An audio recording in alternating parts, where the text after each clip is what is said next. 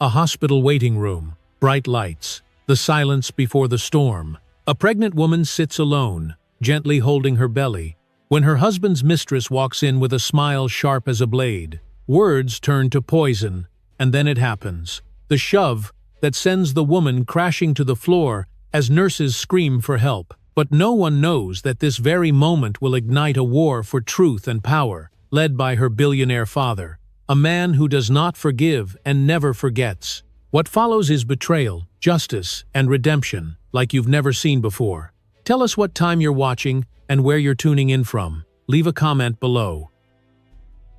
The fluorescent lights of Lenox Hill Hospital hummed faintly above the waiting room, their sterile glow reflected off the glass walls, painting everything in a cold, bluish tint.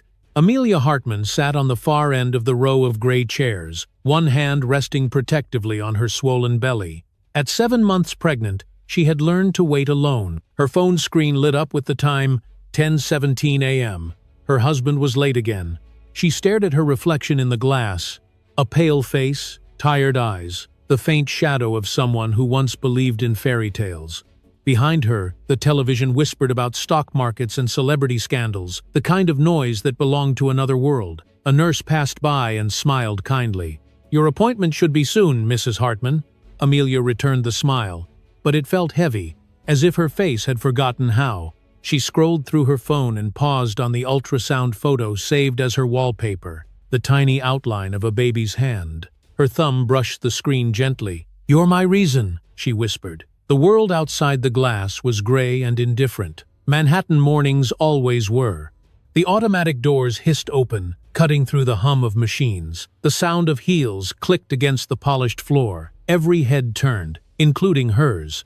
Selena Drake entered the room with the kind of confidence that burned everything around her.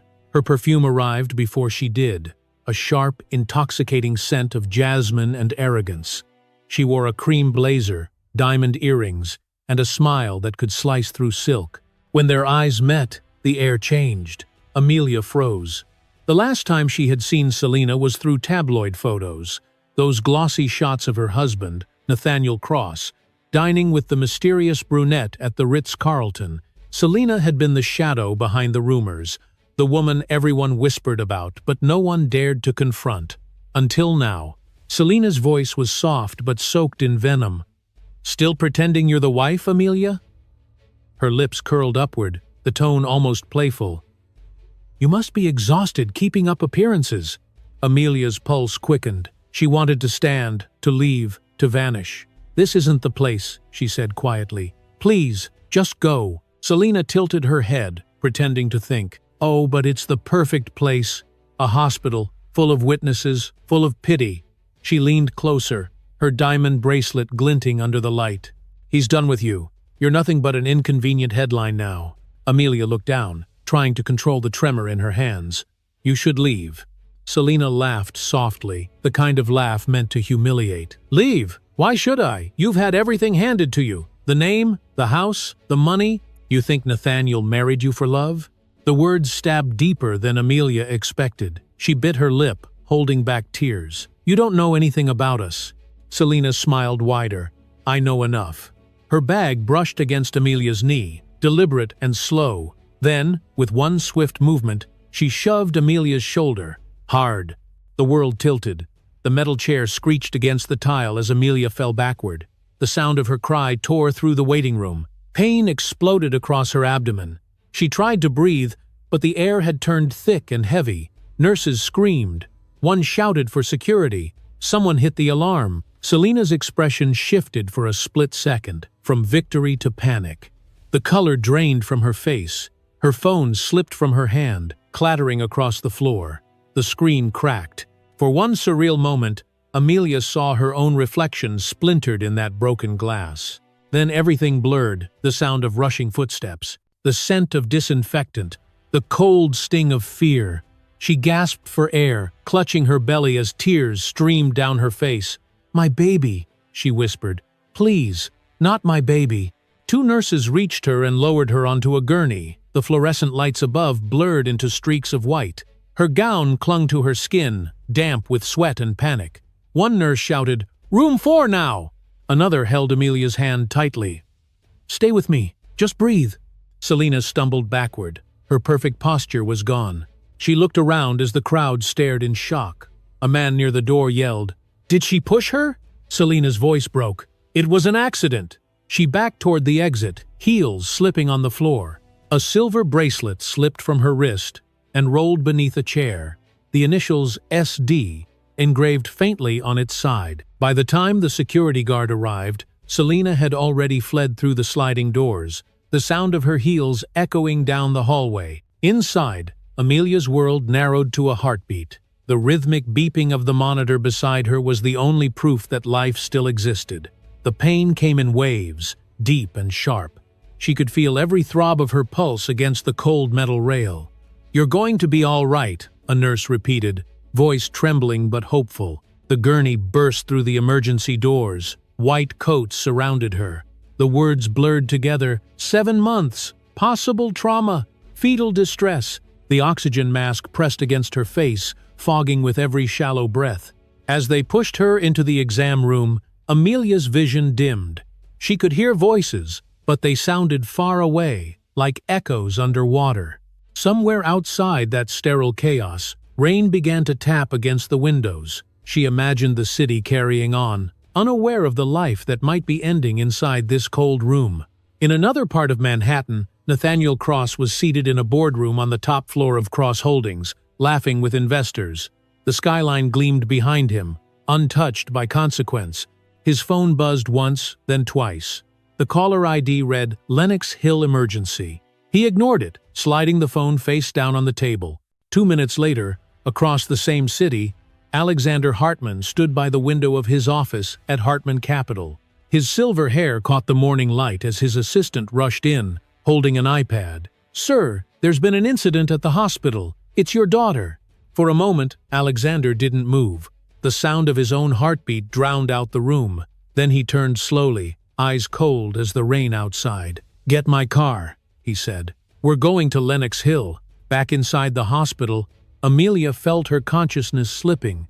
The sterile ceiling lights faded into soft halos. The nurses' voices grew distant. She reached for the air, fingers trembling, searching for something solid to hold. Her lips moved, barely audible. "Please, save my child." Then darkness came, thick, silent, absolute. And as the storm outside broke open, the first chapter of her reckoning began. The rain began to fall just as Alexander Hartman's car turned onto Fifth Avenue. The wipers moved in slow, angry arcs, cutting through the silver streaks on the windshield. Inside the back seat of the black Mercedes, Alexander sat in silence. His phone screen still glowed with the message from Lenox Hill Hospital. "Your daughter has been admitted. Condition critical." He had read those words 6 times, each time slower, as if repetition could make them mean something else. But they did not change. Nothing did. For a man who had controlled billion-dollar markets with a single phone call, Alexander now felt powerless. Across the city, sirens echoed faintly through the rain. His reflection in the tinted glass looked older than it had that morning. The silver in his hair seemed sharper, his eyes darker. His assistant, Lucas Reed, sat in the passenger seat, scrolling through updates from the hospital. "They say she's stable but still unconscious," Lucas said quietly. "The doctors are monitoring both her and the baby." Alexander didn't answer. He kept his gaze fixed on the blur of headlights outside. "Who called it in?" he finally asked. "The nurse at reception," Lucas replied. "Apparently there was an altercation." Alexander turned his head. "What kind of altercation?" Lucas hesitated. "A woman attacked her." The words hung in the air like smoke. Alexander leaned back, his jaw tightening. "A woman?" "Yes, sir. They're checking the security footage now. The police have already been informed." The car slowed as they reached the hospital entrance. Paparazzi were not there yet, but they would be soon. Alexander knew how quickly Manhattan devoured stories like this. A billionaire's daughter, attacked in public, was a headline too tempting to resist. He stepped out of the car before the driver could open the door. The cold rain hit his face, but he did not flinch. Inside the hospital lobby, nurses whispered as he walked past. His presence carried a quiet gravity, the kind that silenced rooms without a word. He went straight to the reception desk. "Amelia Hartman," he said. "Where is she?" The nurse recognized him instantly. "Room 7, intensive observation." He nodded once and started down the hall, his shoes echoing against the linoleum. Each step felt heavier than the last. Through the glass window of room 7, he saw her, his daughter.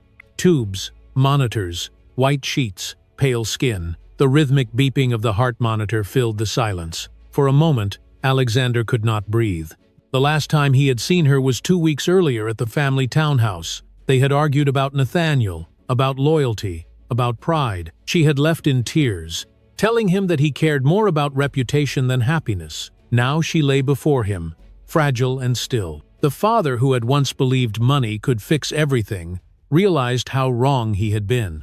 A doctor approached quietly. "Mr. Hartman, your daughter is stable for now. There was abdominal trauma, but the baby's heartbeat remains strong. We've sedated her to keep her calm." Alexander nodded slowly. "Will she recover?" "With rest, yes, but she will need constant monitoring. The stress alone could trigger complications." He looked through the glass again. "And the person who did this?" "We're identifying her now," the doctor replied. "Security is reviewing footage. The police are already involved." Alexander's voice lowered. "Make sure the footage is secured, no leaks." "Of course." Lucas stepped closer, lowering his voice. "Sir, should I notify the press office?" "No," Alexander said firmly. "Not a single word until we know everything. I won't let them turn my daughter's pain into a spectacle." He turned back toward the room. The soft rise and fall of Amelia's chest was the only movement in the sterile light. He placed a hand against the glass, his reflection overlapping hers. "I failed you," he whispered.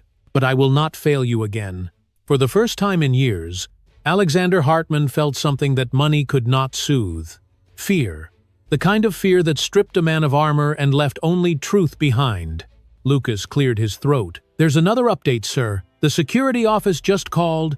They found a bracelet at the scene. Tiffany. Engraved initials. SD. Alexander froze. The initials triggered recognition instantly. Selena Drake, Nathaniel's PR consultant, the mistress his daughter had pretended not to know about. He straightened slowly. "Get me the footage," he said. Minutes later, in a small room behind the nurse's station, the hospital's head of security queued up the video. Grainy black and white footage filled the monitor. The waiting room, Amelia sitting quietly, Selena entering, confident, calculated. They exchanged words. Then, the shove, the fall, the chaos. When the clip ended, Alexander said nothing. His jaw flexed once, then again. "Copy this," he ordered. "Secure the original. Deliver a copy to my office and one to the police." Lucas nodded and turned to leave, but Alexander's voice stopped him. "Find out where Nathaniel Cross is right now." "He's in a board meeting at Cross Holdings," Lucas replied.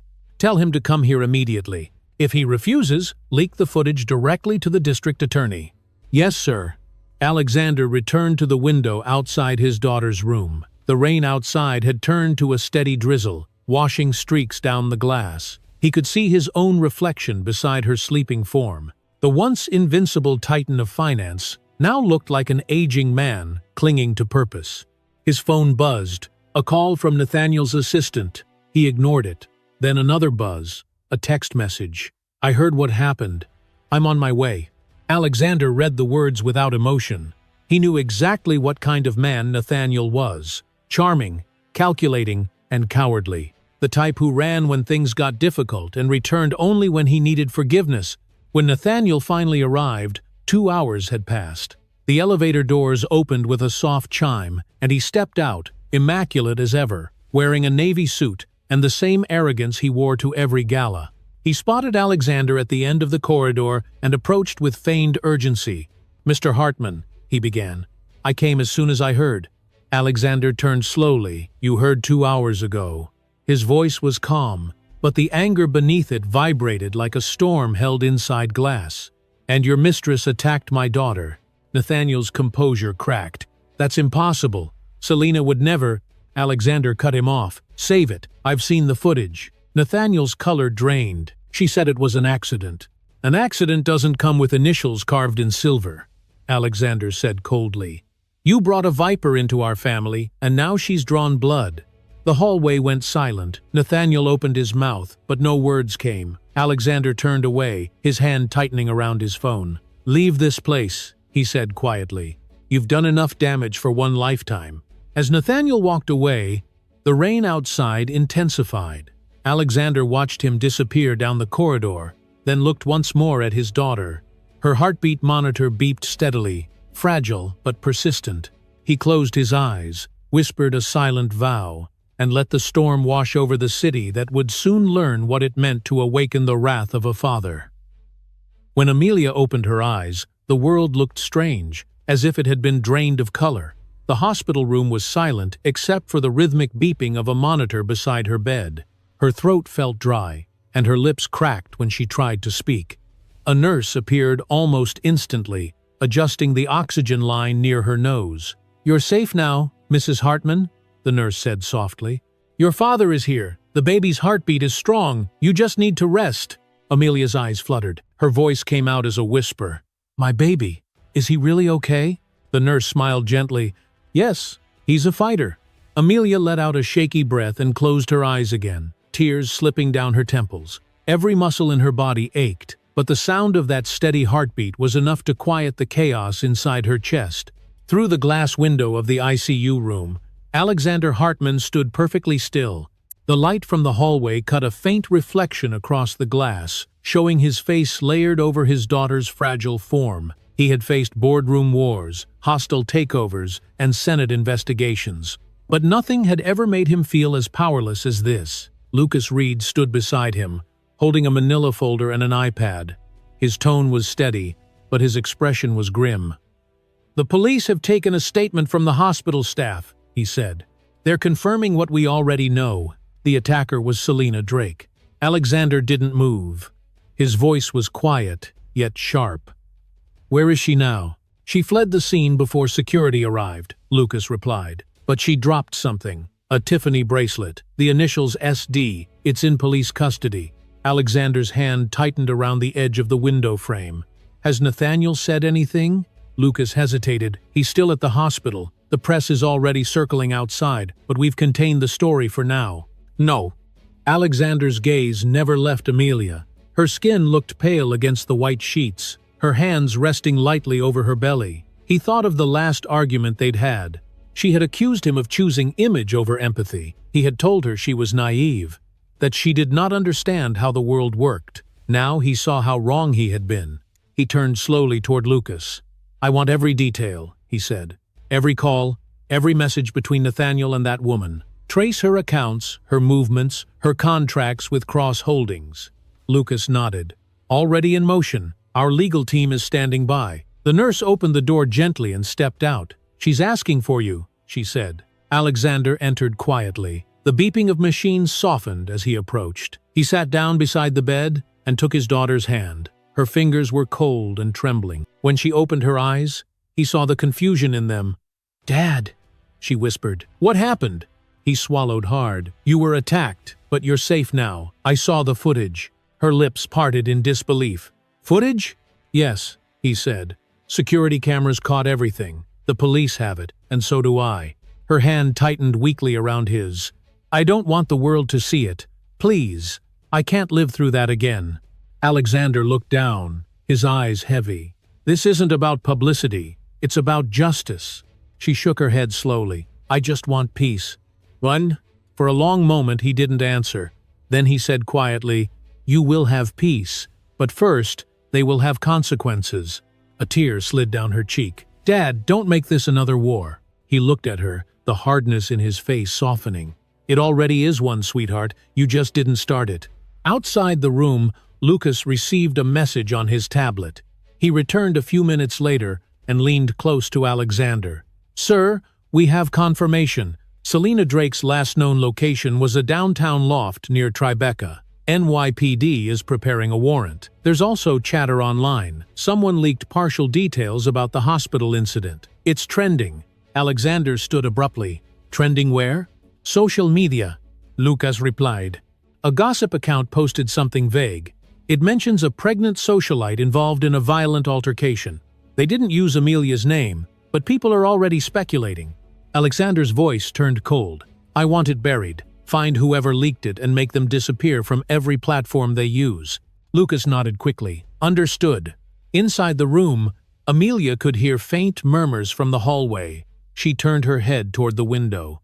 Through the reflection, she saw her father's silhouette, a man who looked more like a general preparing for battle than a father watching over his child. She knew that look too well. It was the same one he had worn at her mother's funeral, the day he promised he would never let anyone hurt their family again. Her chest tightened. She wanted to stop him, but exhaustion held her down. Moments later, Alexander stepped back into the room.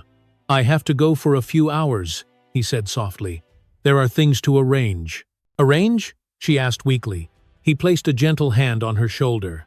"Rest, Amelia. Let me take care of the rest." Legren. When he left, the nurse adjusted the IV line and whispered, "He hasn't left your side since you came in." Amelia smiled faintly. That sounds like him. The rain outside had stopped, but the clouds still hung low over Manhattan. In the hospital lobby, Alexander paused near the elevator. Lucas joined him, holding a tablet that displayed the paused frame of the security video. Selena's hand pushing Amelia, the cold glint in her eyes, and the chaos that followed. Alexander studied the image for a long time. "She wanted power," he murmured. "She's about to learn what it really looks like." Lucas said nothing. He knew what that tone meant. As they exited the hospital, photographers were already waiting near the entrance, their lenses glinting under the wet streetlights. Alexander's security team blocked them off while he entered the car. The door closed, shutting out the shouts of questions and flashing cameras. Inside the quiet of the car, Alexander stared out at the blurred city lights.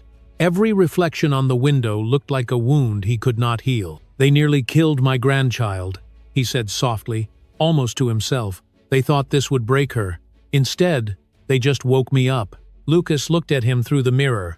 "What are we going to do?" Alexander's eyes hardened. "We exposed them both." The car merged into traffic, its taillights glowing red against the wet asphalt. Inside the hospital, Amelia slept beneath the steady hum of machines, unaware that outside those walls, her father had just declared a quiet, merciless war. And somewhere downtown, in a loft lit by city neon, Selena Drake stared at her cracked phone, watching headlines appear. For the first time, her perfect smile faded, because she, too, had just seen the man behind the glass. The elevator doors opened with a soft chime, revealing Nathaniel Cross in a tailored navy suit. His shoes clicked against the hospital floor as if nothing in the world could disturb his balance. He carried himself with the same false confidence that had once charmed investors and broken hearts. But today, the mask cracked at the edges. Reporters were outside, rumors were spreading, and somewhere in this building, his wife lay broken because of the woman he swore was only a business partner. Lynn.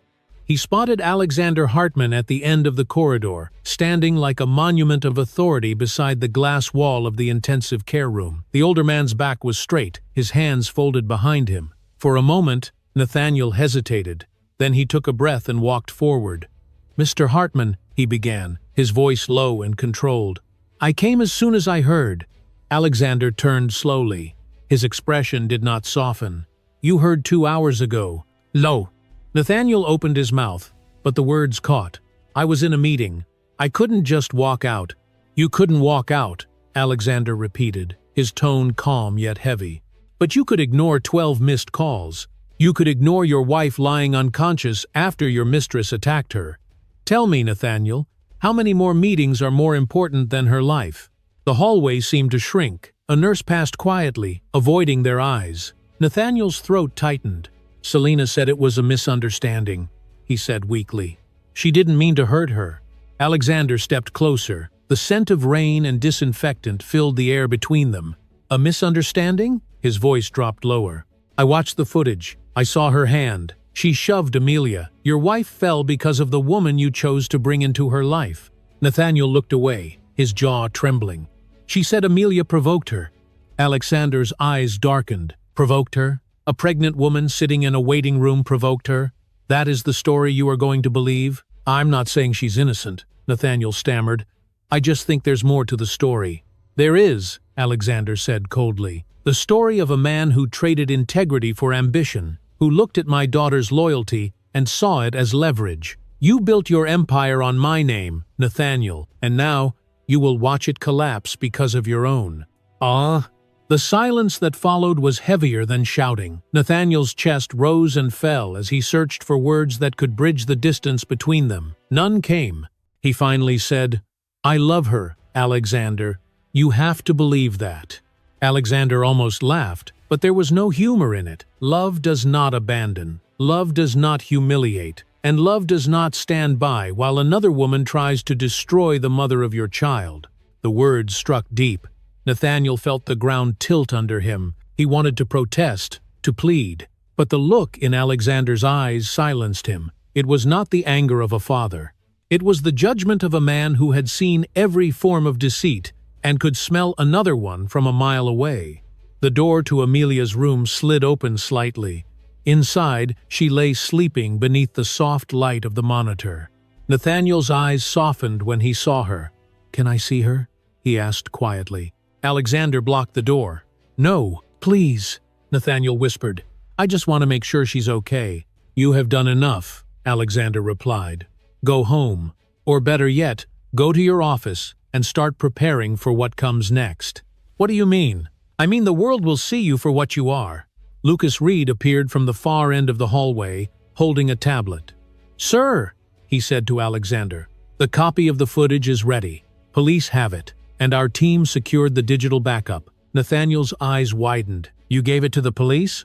Alexander's tone did not change. "Of course. You think this will stay private? You think money can bury what the truth already exposed?" Nathaniel stepped forward. "Alexander, please. If this becomes public, it will destroy everything I've built." "Good," Alexander said simply. "Maybe then you'll understand what it feels like to lose something worth more than money." Nathaniel's voice cracked. "You can't do this! You can't ruin me over one mistake!" "You come." "One mistake," Alexander repeated slowly. "A mistake is forgetting an anniversary. A mistake is missing dinner. This was an assault on a pregnant woman, on my daughter. That is not a mistake. That is moral rot." Lucas glanced between them, sensing the tension growing. "Sir," he said softly, "should I contact our legal team now?" Alexander nodded, eyes still locked on Nathaniel. "Yes, begin the filings." Nathaniel took a step back, panic flickering behind his polished exterior. "What filings?" "The termination of your partnership with Hartman Capital, effective immediately." Nathaniel's face drained of color. "You can't be serious. That company exists because of me." "No," Alexander replied. "It exists because my daughter believed in you, because I funded your dreams when you had none of your own. You took advantage of that trust and turned it into poison. You should thank her for giving you the chance to pretend to be a man." Nathaniel clenched his fists. "You think you can just erase me?" Alexander's eyes were like ice. "No, I don't need to erase you. You are already erasing yourself." Lucas handed Nathaniel a folder. Inside was a single-page document bearing the company's seal. His hands trembled as he read the title, Notice of Dissolution and Withdrawal of Financial Backing. It was over. His world, his reputation, his illusion of control, all slipping through his fingers. He looked up, desperation breaking through the last of his pride. "Alexander, please, think about Amelia. Think about the baby. Do you want your grandchild to grow up hearing his father was ruined by his grandfather?" Alexander's voice softened, but only slightly. "I want my grandchild to grow up knowing that lies have consequences, that strength is not silence, that a man's worth is not measured by the size of his bank account, but by the integrity he carries when no one is watching." Nathaniel's shoulders collapsed. He nodded once, then turned away. As he walked down the corridor, his reflection flickered in the glass walls, smaller, weaker, fading with every step. Inside the hospital room, Amelia stirred. Her eyes fluttered open just as her father re-entered. "Was he here?" she asked faintly. Alexander sat beside her. "He was, and he's gone now." She stared at the ceiling, a tear sliding down her cheek. "Good." Outside, thunder rolled across Manhattan, shaking the windows. Alexander looked out at the rain, his reflection merging with the city lights. He whispered to himself, "You tried to build an empire on my name. Now you'll learn what happens when that name fights back." The storm raged through the night, and for the first time in years, Alexander Hartman allowed himself to feel something rare. Not victory, not anger, but the raw, unfiltered power of a father who had nothing left to lose. The storm had passed by morning, but the sky above Manhattan was still bruised with gray. From the 42nd floor of Hartman Capitol, the city stretched below like a chessboard, waiting for its next move. Inside the glass conference room, Alexander Hartman stood at the head of a long oak table, surrounded by his inner circle. Lawyers, analysts, and cybersecurity specialists filled the seats, their screens glowing with reports and open files. The mood was tense but focused. Everyone knew that when Alexander called a meeting this early, something was about to change. He looked down at the folder in front of him, then raised his eyes to the room. "This is not a personal vendetta," he said calmly. "This is damage control. My daughter was attacked in a public hospital, and the people responsible will face both justice and consequence." Lucas Reed, seated to his right, tapped on his tablet. "We've secured the footage from the hospital," he reported. "Multiple copies, encrypted. The police have confirmed chain of custody. The press hasn't seen it yet." Alexander nodded. "Good. Keep it that way until I say otherwise." One of the lawyers, a sharp woman in her 30s, adjusted her glasses. "Sir, there's also the matter of the online chatter. Someone leaked partial information about the attack. Social media engagement has exploded. Thousands of comments, mostly speculation." Alexander's gaze shifted toward Lucas. "Trace the source." "Oh," Lucas replied. "We already did. It leads to an offshore server connected to a PR agency registered in Miami under the name Drake Media." A quiet murmur rippled through the room. Alexander spoke again, his tone cutting through the noise. "Selena Drake!" Lucas nodded. "Yes, it's her company. We checked the financial logs. The account was funded by Cross Holdings 3 weeks ago." For a brief second, Alexander closed his eyes. He had expected betrayal, but seeing it confirmed in numbers and contracts still pierced through the armor he wore. "So Nathaniel paid for the machine that destroyed him," he said quietly. The lawyer looked uneasy. "Sir, if we expose that connection, it will completely destroy his business. The fallout could be massive." "Good," Alexander replied. "That is the point." He turned toward the window. The skyline shimmered faintly through the clouds. Manhattan looked beautiful from this height, but he knew beauty here was built on ruthlessness. Every tower, every success story had its shadows, and he was done letting those shadows consume his family. "Begin full-scale investigation," he said finally. "Freeze every account tied to Drake Media. Contact our cybersecurity division and prepare a dossier for the district attorney. I want them cornered before they realize they are being hunted." Lucas glanced up from his screen. "That might take a day or two." Alexander looked over his shoulder. "Then you have 12 hours. The room went silent. No one argued. When Alexander Hartman set a deadline, it was law. As the team dispersed to carry out his orders, Lucas lingered. "Sir," he said softly, "I have to ask. Are you sure you want to handle this personally? The situation's already volatile. Amelia's recovery should be your focus." Alexander gave a faint, tired smile. "My daughter will recover. I intend to make sure the world she wakes up to is safe enough for her to live in." He picked up his coat and motioned for Lucas to follow. Together they stepped into the private elevator. As the doors closed, the reflection of their faces merged with the city beyond the glass. When they reached the lobby, reporters had already gathered outside the revolving doors. Microphones rose like bayonets, flashing lights cutting through the glass. Questions shouted over one another. "Mr. Hartman, is it true your daughter was attacked by your son-in-law's mistress? Is Amelia Hartman pressing charges? Will you comment on the viral footage?"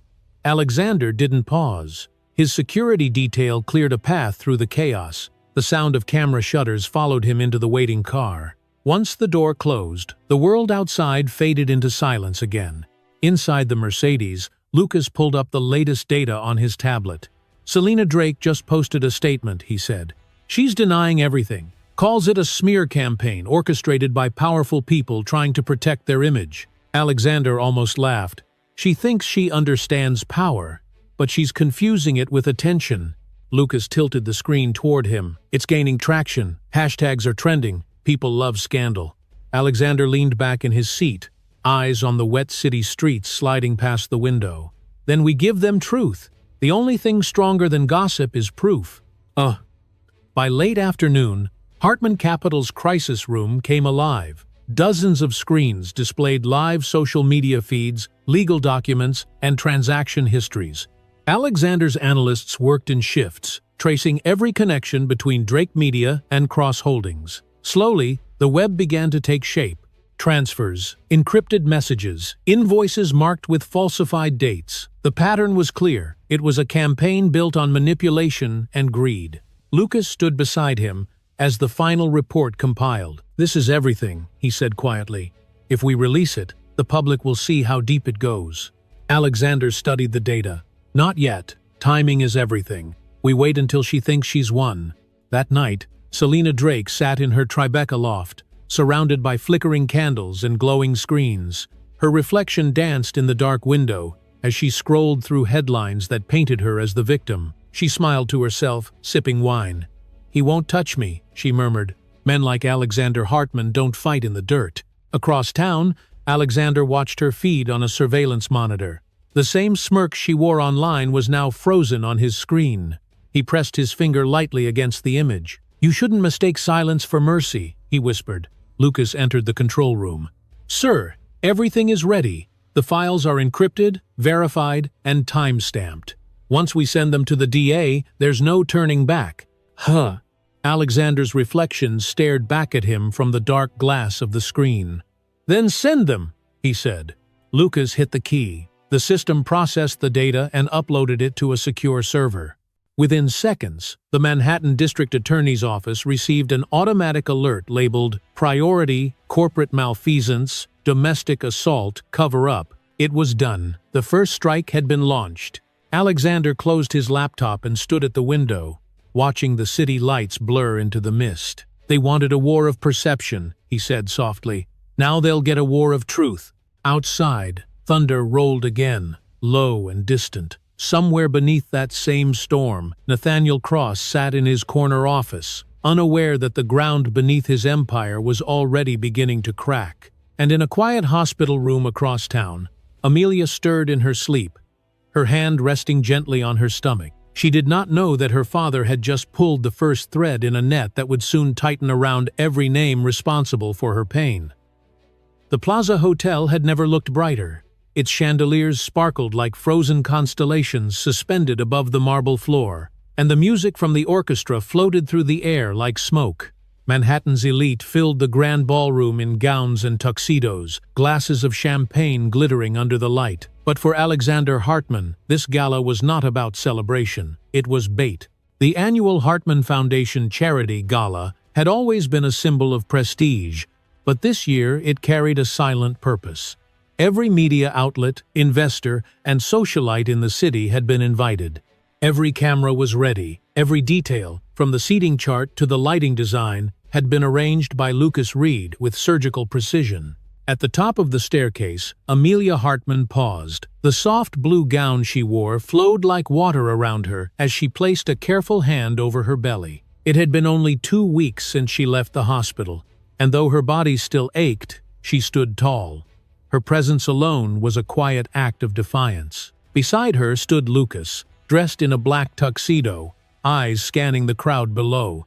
"Are you sure you're ready for this?" he asked gently. Amelia nodded. "I need to be. If I hide, they win." The two descended the staircase together. As she reached the bottom, heads turned. Whispers rippled through the crowd. Some murmured admiration, others curiosity. The tabloids had painted her as fragile, but the woman walking among them looked anything but. Across the ballroom, Alexander greeted guests with a calm smile that did not reach his eyes. His gaze followed Amelia's every step. The orchestra shifted to a softer melody as he made his way to the stage. Cameras tilted upward. The host introduced him with the usual applause, but the air was tense. Everyone knew something was coming, even if they didn't know what. "Good evening," Alexander began, his voice amplified across the vast hall. "For years, the Hartman Foundation has been committed to supporting those who have been silenced. But tonight, silence itself will end." A murmur spread through the audience. Reporters lifted their phones. Alexander gestured toward the massive projection screen behind him. Before we speak of charity, we must speak of truth. The lights dimmed. The music stopped. On the screen, grainy black and white footage appeared. The waiting room of Lenox Hill Hospital. Gasps filled the air. The audience watched as Selena Drake entered the frame, her face sharp and smug. The push came a moment later, sudden and deliberate. The sound of Amelia's cry echoed through the ballroom like a haunting refrain. Amelia stood frozen beside Lucas, her hands trembling slightly. Even though she had lived that moment, seeing it replayed before hundreds of strangers made her heart pound. On the stage, Alexander's voice cut through the silence. "This is the woman who called it a misunderstanding." The camera zoomed in on Selena's face. The crowd turned as if summoned by invisible force. There she was, standing near the bar in a gold sequined dress, her expression frozen in disbelief. All eyes locked on her. Cameras flashed. A reporter whispered, "That's her." Selena's lips parted. "This is edited," she shouted. "It's fake." Lucas stepped forward, holding up a printed document. "Verified by the hospital and the NYPD," he said loudly. 3 independent analysts authenticated the footage. The room erupted in noise. Journalists moved closer, shouting questions. Selena's carefully constructed world began to crumble with every camera flash. Amelia felt the weight of it all pressing on her chest. She took a breath, steadying herself. Then she turned toward Selena, her voice calm but firm. "You said I was weak," she said softly. "You were wrong." Selena's eyes darted toward the exit, but 2 security guards stepped in her path. The orchestra had gone completely silent. Alexander stepped down from the stage, his gaze fixed on the woman who had nearly destroyed his family. "You walked into a hospital to humiliate my daughter," he said evenly. "Now the entire city knows who you really are." Selena's mask cracked. "You think you can ruin me? You think anyone will remember this in a month?" Alexander tilted his head slightly. "They will remember because I will make sure they do." The flashbulbs went off again, brighter this time. Reporters shouted questions, their voices overlapping in chaos. Selena pushed through them, her composure gone. Her agent slipped away. The photographers followed her until she vanished through the doors at the back of the ballroom. For a long moment, the crowd stood silent, stunned by what they had witnessed. Then applause began, hesitant at first, then growing louder. People stood, one by one, clapping for Amelia. Alexander returned to the stage. His voice steadied. "The truth is not revenge," he said. "It is justice. And tonight, the Hartman Foundation will double its commitment to protecting victims of violence.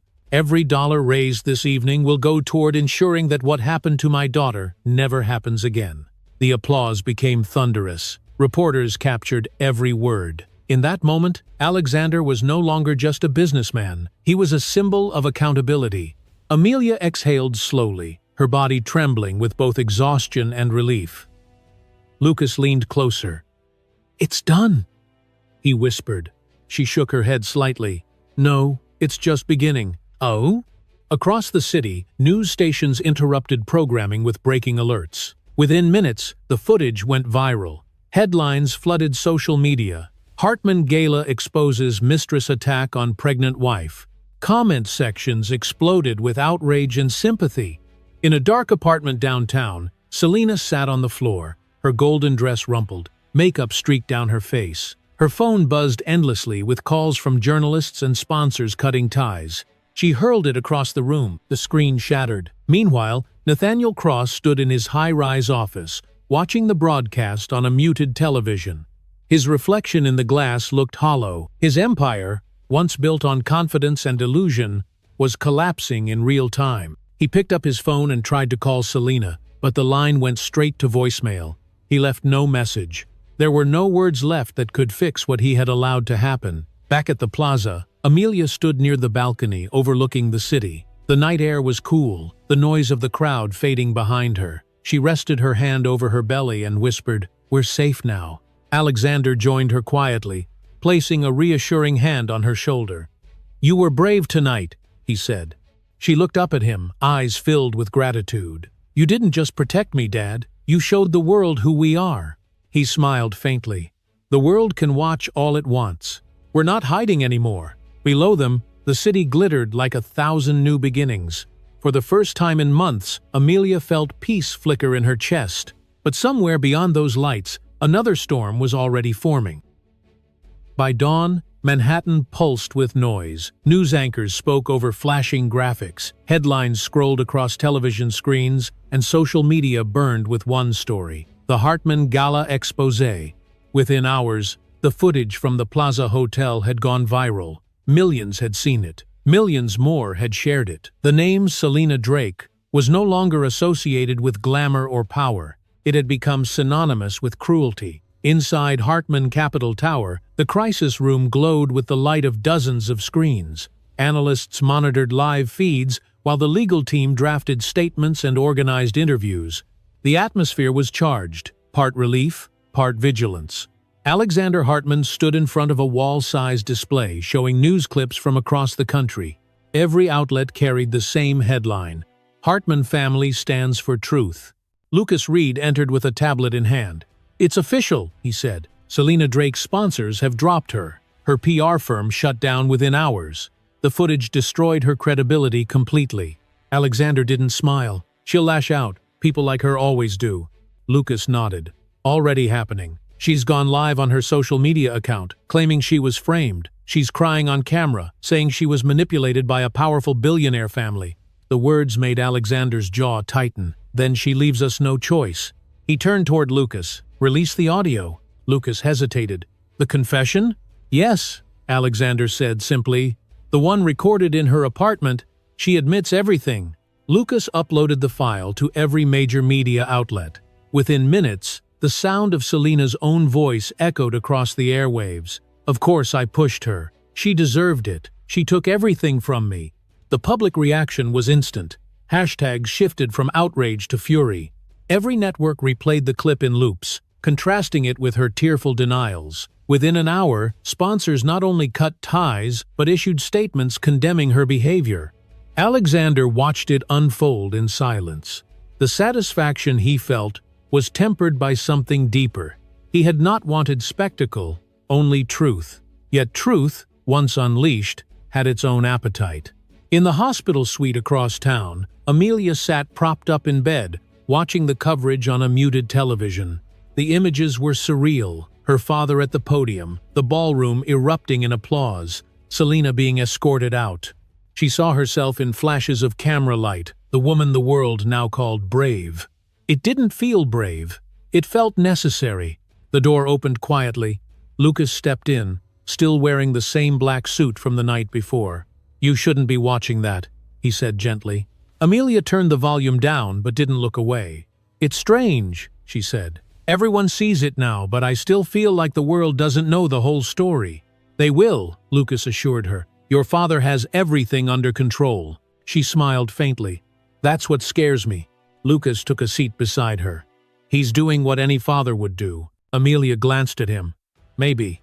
But sometimes his version of love feels like vengeance." Lucas had no answer. He respected Alexander more than any man alive, but he had seen the side of him that frightened even his enemies, the part that turned emotion into strategy.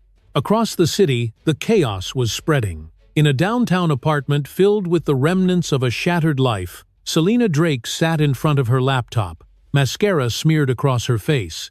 Her phone buzzed endlessly with missed calls from reporters and lawyers. She clicked through online comments until her hands trembled. Every word was poison. Every post another reminder that her empire was gone. She slammed the laptop shut and grabbed her phone. "He thinks he can ruin me," she muttered. "Let's see how perfect his family looks when I'm finished." She opened a new message to a contact labeled Insider. Her fingers flew across the screen. "I have documents proving Hartman Capital manipulated media coverage. You'll get everything if you protect me." Then she hit send. That afternoon, Lucas's cybersecurity team intercepted the leak attempt. He rushed into Alexander's office with a pale expression. "She's trying to flip the narrative," he said quickly. "She just sent files to several journalists, claiming you used money to control public opinion. She's painting this as a war of corruption." Alexander didn't flinch. "What kind of files?" "Fake ones," Lucas said. "Doctored transactions and emails. She's desperate." Alexander leaned forward. "Then we starve her of oxygen, remove her access, block every route she has left. No money, no platform, nothing." "Yes, sir."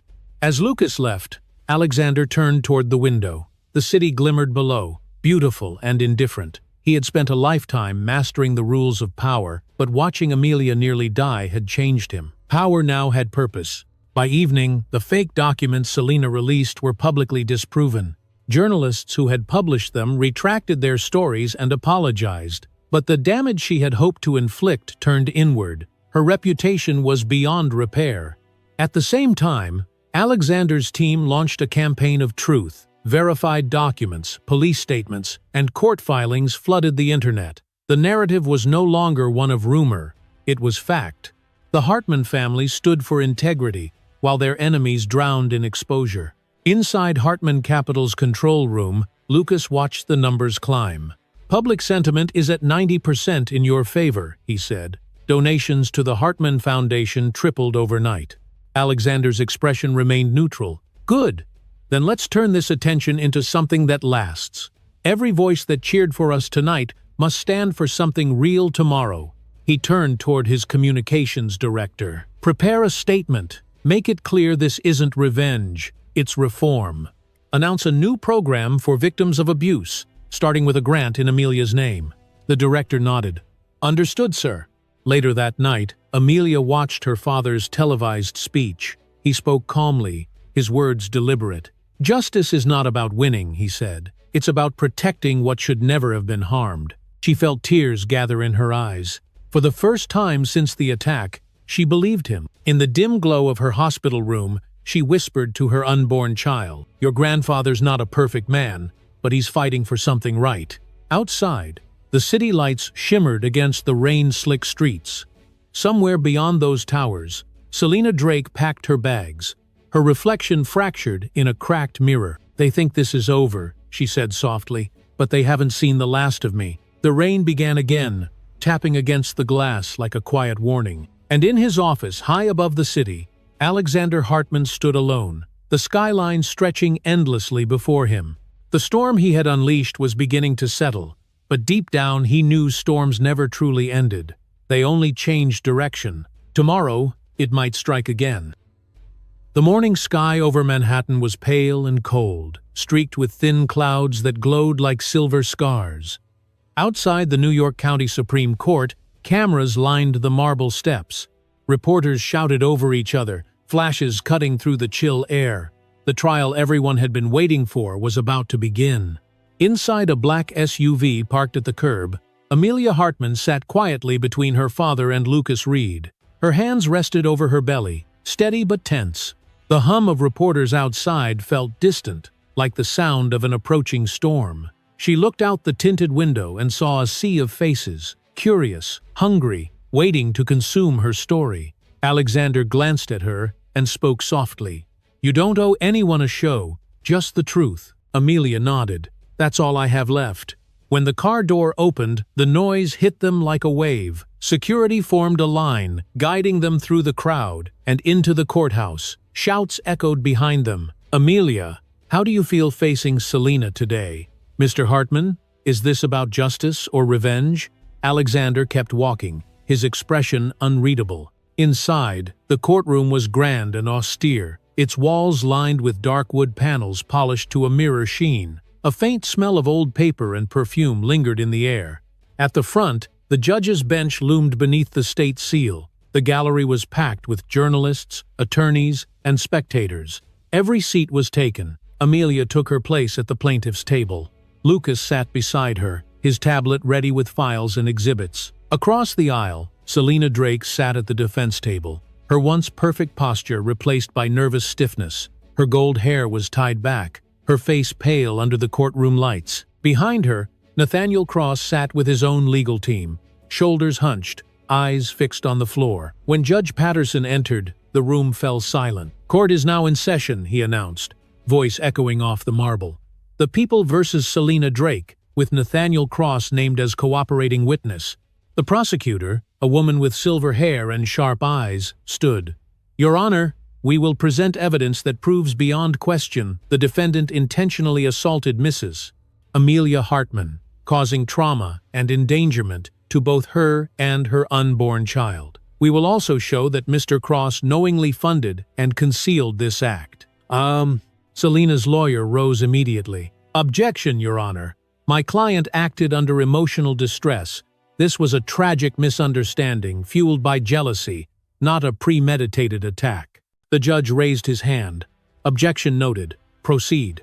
The prosecutor nodded and turned to the jury. "Let us begin with the facts." The first piece of evidence appeared on the courtroom screen, the hospital security footage. The same video the world had already seen at the gala. Yet in this quiet courtroom, its impact felt heavier. The push, the fall, the nurses rushing in. Gasps rippled through the gallery. Selena's face twisted as the clip replayed.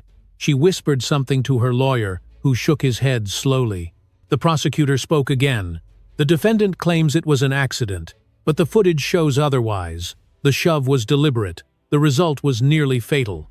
Next came the audio recording. Selena's voice filled the courtroom. "Of course I pushed her. She deserved it. She took everything from me." The sound was raw, venomous. Reporters scribbled furiously. Someone in the gallery muttered under their breath. The judge banged his gavel. "Order in the court." Selena shot to her feet. "That was edited," she shouted. "You don't understand what I meant." Her lawyer pulled her back down, whispering, "Stop talking." The prosecutor continued calmly. "We also have verified financial records. Payments from Cross Holdings to Drake Media, labeled as consulting fees, totaling $50,000. Those payments were made just days before the attack." All eyes turned to Nathaniel. He looked cornered, his tie slightly askew. The prosecutor addressed him. "Mr. Cross, did you authorize these transfers?" Nathaniel's throat moved as he swallowed. "Yes," he said quietly. "Did you know they were used to fund false media campaigns and to suppress witnesses?" He hesitated, then nodded. "Yes." The courtroom erupted in murmurs. Cameras clicked. Alexander's expression didn't change, but his hand clenched slightly on the armrest. Amelia closed her eyes for a moment, steadying herself. The defense attorney rose quickly. "Your Honor, my client was manipulated by Mr. Cross. He used her feelings against her. She never intended harm." The prosecutor replied. "Intent is clear from her own words. She confessed freely. No one forced her to act." "Who?" Judge Patterson gestured toward Amelia. "Mrs. Hartman, would you like to make a statement?" Amelia stood slowly, supported by Lucas's steady hand. Her voice was quiet, but it carried. "I didn't come here for vengeance," she said. "I came because no woman should fear for her life inside a hospital. No one should believe that money or lies can erase cruelty. I just want peace for my child and for every woman who has been silenced by power." The room was silent. Even the reporters stopped typing. Selena stared at her, tears burning at the corners of her eyes. For a brief moment, something human flickered in her expression. Then she looked away. The judge nodded solemnly. "Thank you, Mrs. Hartman." As the proceedings continued, the evidence stacked higher and higher. Testimonies from nurses, forensic analysts, and security staff all painted the same picture. The attack was deliberate, the cover-up real. When the final witness stepped down, Judge Patterson announced a recess before closing arguments. The crowd spilled into the hallway like a wave of noise. Reporters called after Alexander, but he ignored them. Inside a quiet conference room, he placed a hand on Amelia's shoulder. "You did well," he said softly. "Your strength spoke louder than anything I could have done." Amelia looked up at him. "I'm not strong. I'm just tired of being afraid." He smiled faintly. "That's strength." Outside, the city buzzed with the sound of news vans and sirens. Across town, Selena's lawyer was already preparing her final plea. But deep down, everyone in that courtroom knew the verdict was inevitable. As the recess ended, Alexander glanced at Lucas. "Tomorrow, this will be over." Lucas nodded. "One way or another." When they re-entered the courtroom, the light seemed brighter, the air thicker. Amelia sat once more at the table, her hands folded over her belly. The judge's gavel struck. "Court will reconvene tomorrow for closing statements," Judge Patterson declared. The sound echoed through the room like the first toll of justice approaching. And for the first time since the attack, Amelia allowed herself to breathe without fear. Tomorrow, the world would finally hear the truth in full. The morning of the verdict began with an eerie calm. Outside the New York County Supreme Court, the air was sharp and clear, the kind that made every sound travel farther. Reporters had gathered before sunrise, Satellite trucks lined the street, their antennas pointed toward the sky like waiting spears. The world wanted closure. Inside, the courtroom buzzed with tension. The wooden benches were filled to capacity, and the hum of whispered conversations created a low tremor that seemed to vibrate through the walls. Every journalist, every observer, every stranger who had followed the Hartman scandal sat on the edge of their seats. Amelia Hartman entered quietly through the side door. She wore a simple cream suit that softened her figure and emphasized her calm presence. Her father followed close behind, his expression controlled, yet beneath that composure lived the exhaustion of a man who had carried both fury and love for too long. Lucas Reed was already there, arranging files at the table, his face set with focus. Across the aisle, Selina Drake sat between two defense lawyers. Her once flawless appearance was gone. The gold in her hair had faded, her eyes red from nights without sleep. Beside her, Nathaniel Cross stared blankly at the floor, the image of a man watching his own downfall in slow motion. When Judge Patterson entered, the room fell silent. The sound of the gavel striking wood echoed like thunder. "Court is now in session," he declared. The prosecutor rose first. "Your Honor, members of the jury, the evidence presented leaves no doubt. This was not an accident, not a moment of emotional loss. It was deliberate harm. The defendant, Miss Selina Drake, endangered a pregnant woman and attempted to manipulate the narrative through deceit and corruption. Justice must speak clearly today." The defense attorney followed, his voice steady but hollow. "Miss Drake is not a monster. She acted out of pain, confusion, and emotional desperation. She has already suffered the loss of her career and reputation. I ask for compassion." Judge Patterson nodded. "The jury has reached a decision." Every breath in the courtroom seemed to stop. The forewoman of the jury stood, holding a folded paper. Her hands trembled slightly as she read aloud. "In the matter of the People versus Selina Drake, we find the defendant guilty of third-degree assault and intentional infliction of emotional distress." Gasps erupted across the room. Cameras clicked. Selina covered her mouth, shaking her head. "No," she whispered. "That's not possible." The judge continued, unmoved.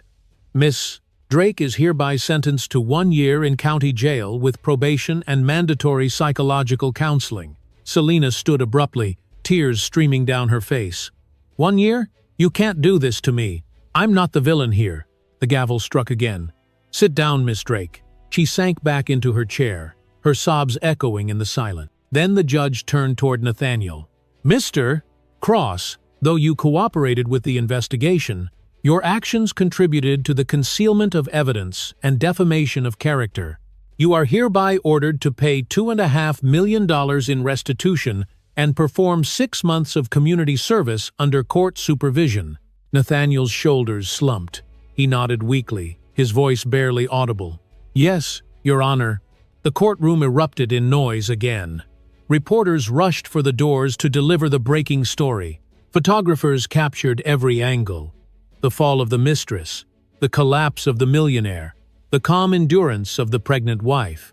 Amelia sat motionless. The verdict washed over her like a wave she had waited months to reach. She didn't feel triumph. She felt release. Beside her, Alexander reached for her hand. "It's over," he whispered. She shook her head gently. "No, Dad. Justice is never over. It just moves from one heart to another." Outside, the courthouse steps had become a storm of flashing lights and shouting voices. Security guided the family through the crowd. Questions rained down. "Mrs. Hartman, do you forgive them? Mr. Hartman, will there be an appeal?" Amelia paused for a moment at the top of the stairs. The winter sun caught the edges of her hair, and her hand instinctively rested on her belly. "Forgiveness is not mine to give," she said softly. "It belongs to time." The cameras clicked in unison. For that 1 second, she looked less like a victim and more like a symbol. Back inside, Selina was led away in handcuffs. The weight of the metal around her wrists was heavier than she had imagined. Reporters pressed against the glass walls, snapping photos as she was escorted through the hallway. She shouted once, "They're lying! He helped me," pointing toward Nathaniel. But no one listened. Nathaniel sat alone at the defense table, staring at the empty chair beside him. His lawyer spoke quietly. "You should go. There's nothing left to do." He nodded slowly, then looked toward the plaintiff's table where Amelia had been moments earlier. He whispered under his breath, "I'm sorry." But apologies had lost their meaning. Later that afternoon, inside the quiet of the hospital where it had all begun, Amelia walked the corridor lined with windows that looked out over the city. The same city that had once mocked her now celebrated her courage. She didn't care about the headlines. She cared about breathing again. Alexander joined her, carrying a folder filled with donation receipts. "The foundation received another $500,000 today," he said. "People are responding." Amelia smiled faintly.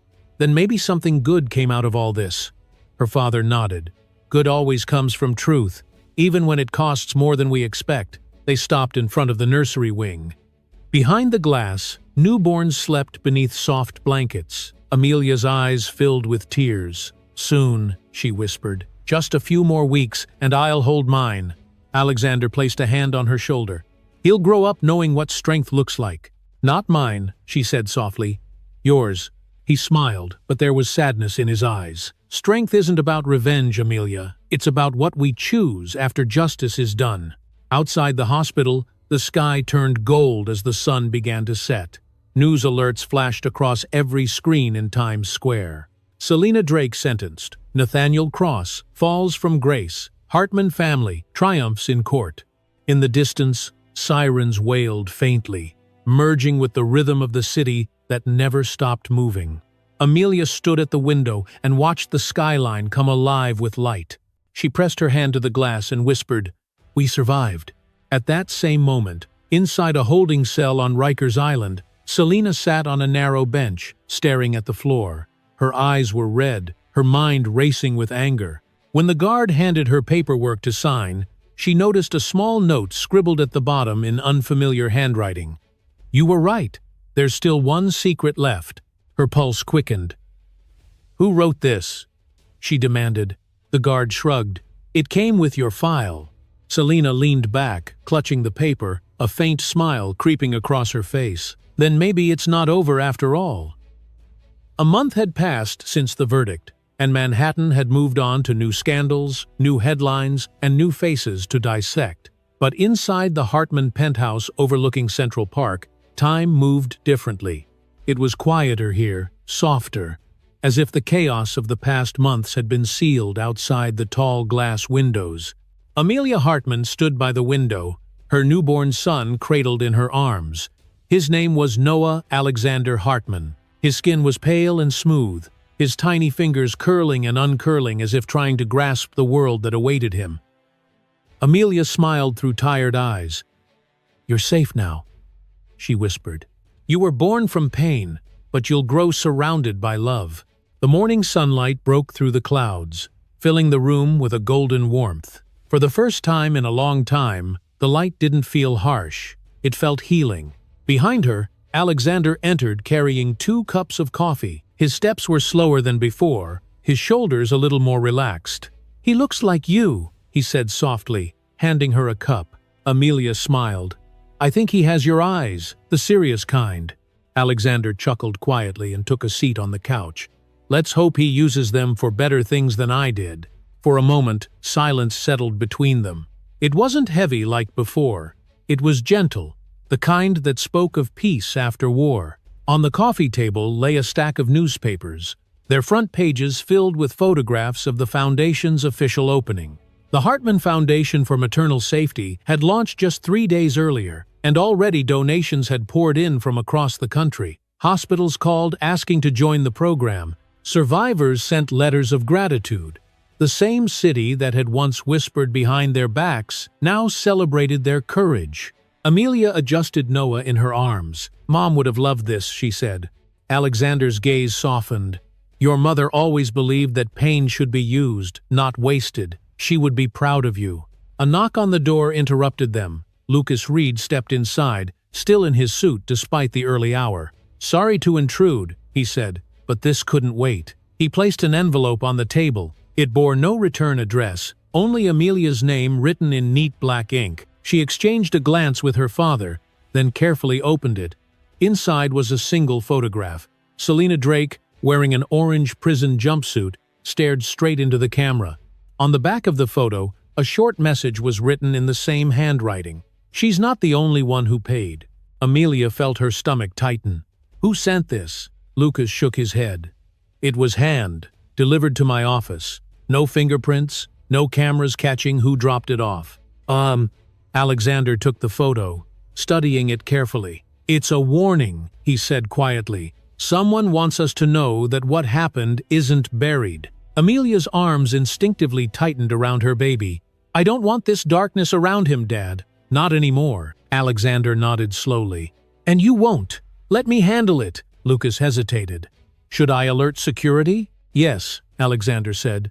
Discreetly. I don't want panic. Just vigilance. After Lucas left, Amelia sank onto the couch. Will it ever end? She asked. Alexander leaned forward, elbows on his knees. It ends when we stop letting fear write our story. The rest is just noise. He looked at his grandson and smiled faintly. That little boy is the reason the past won't win. Amelia nodded, her eyes shining. Then let's make sure he knows who he is.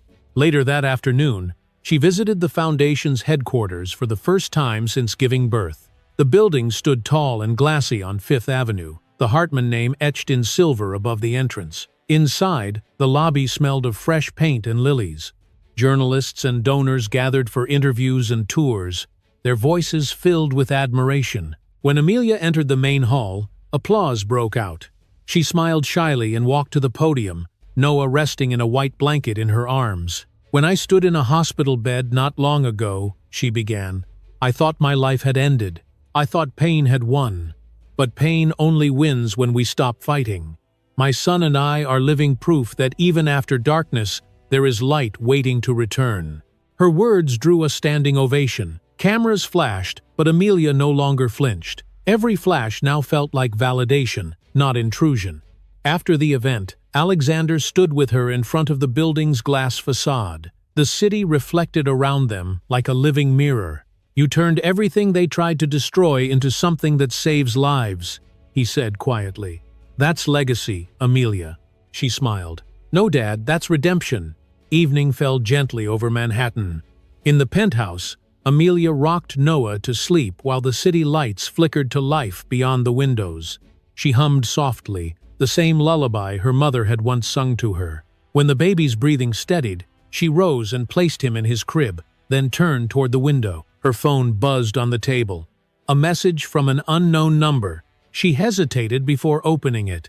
The screen displayed a short video. It was footage from the courtroom showing Selena's confession. But near the end, the camera shifted. For a brief second, it captured a man standing at the back of the hallway, half hidden by shadow. He smiled faintly at the lens before disappearing from view. Beneath the video, a text appeared. The one who made sure you survived. Amelia stared at it, her pulse quickening. She typed back with trembling fingers. Who are you? The reply came instantly. Someone who still believes in justice. She lowered the phone slowly. Outside, the wind stirred the trees in Central Park, whispering through the night. For the first time, she didn't feel fear. She felt curiosity and strength. Whoever the stranger was, they had watched her story unfold, maybe even protected her in ways she didn't understand. Alexander entered the room a few minutes later, glancing at the baby. Asleep? Amelia nodded. Finally. He stepped beside her, looking out over the skyline. Your mother used to say the world doesn't notice how strong you are. It only notices when you stand up again. Amelia smiled softly. Then maybe that's what all of this was for. She turned toward him, her eyes bright with quiet determination. No more running, no more hiding. We move forward. And Alexander placed a hand on her shoulder.